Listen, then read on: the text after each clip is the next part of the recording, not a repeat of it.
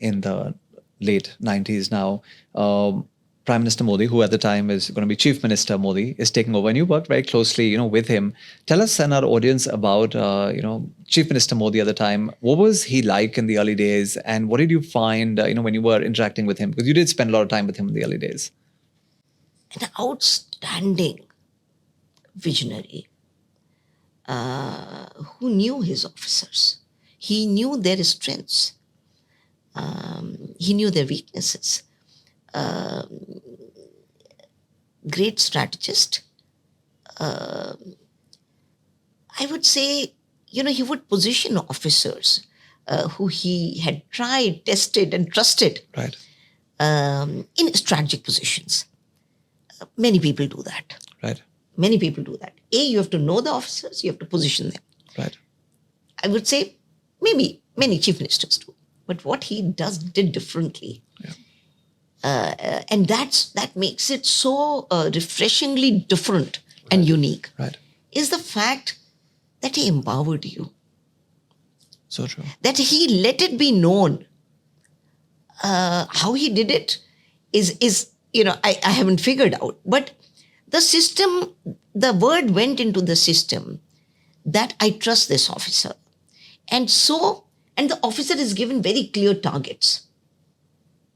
Those targets are not small targets. The targets are visionary targets again, which he believed that officer may be able to deliver, Correct. which others may not have been able to deliver. Right. And then he empowers the officer to deliver those targets. Nice. I would say this is an extremely powerful governance model for any leadership to follow anytime, anywhere, cutting across themes. Right. And I love how you mentioned that, he would empower, and of course the visionary aspect. And we were talking about, certain things that have come to life after, like we were talking about Dholera, for example. These are things that have been envisioned, decades before they've actually seen the light of day, etc. Yeah. So, when can an officer who's visionary also perform? When he or she knows that she enjoys the trust of the leadership. Right. So we used to have these industrial estates, then we used to have SEZs.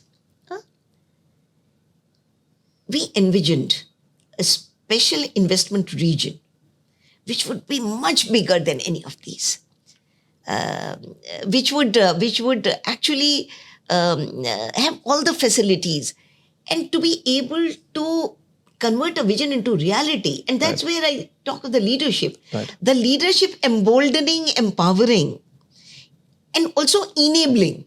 Yeah. So we actually set up an SIR Act. Wow. Which actually provides the contours for development. It provides a vision, it provides a strategy, a broad strategy, how you would execute it.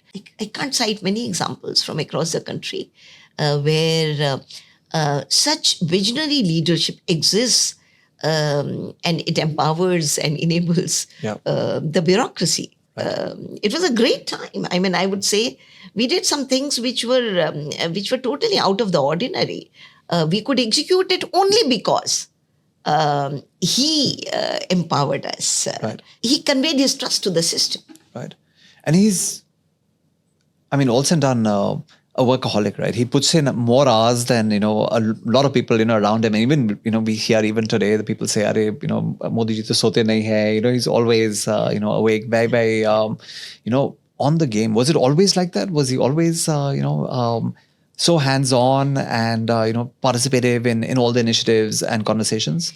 See, the leader, hard work is one of the very critical criteria for a leader, because what you are, others take a cue from there. So true. So the officers that he would select would also be self-driven. Right. Would be hardworking.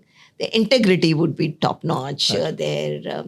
Their track record of delivery would be fine, very high order. Right. And such officers enjoy working with a leader who himself is hardworking and who himself is a visionary. Right. Because you won't see such empowerment anywhere else. Right. If the leader was not hardworking, he can never appreciate the importance of hard